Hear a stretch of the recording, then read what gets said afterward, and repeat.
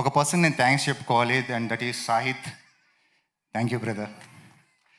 నాకు ఆల్మోస్ట్ ఒక 1 year back probably cut చెప్పినప్పుడు, ప్రాబ్లీ 7-8 months బ్యాక్, ఒక 1.5 hour 2 hours కట్ చెప్పాడు.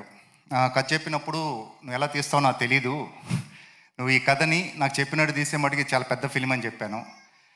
ఆయన చెప్పిన దానికన్నా అందరూ జనరల్గా చెప్పేది ఇది చాలా బాగా తీసాడు యాక్చువల్లీ. అండ్ యువ, Ananya, Priyanka, Noel, Jeevan, everyone, all actors, Tanushree, hi,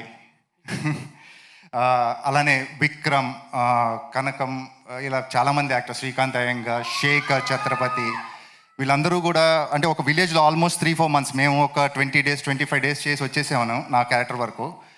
వీళ్ళు అక్కడే ఉన్నారు, డైరెక్టర్ కానీ టీమ్ కానీ మొత్తం ఆల్మోస్ట్ 20-25 members.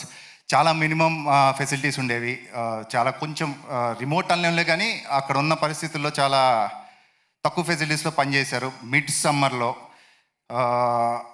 కోర్స్ అంత సినిమా కోసమే చేస్తారు. సో మెనీ న్యూ కమర్స్ ఉన్నారు ఇందులో, ఈవెన్ ద ప్రొడ్యూసర్ నిశాంక్ కానీ, సురేష్ గారు కానీ.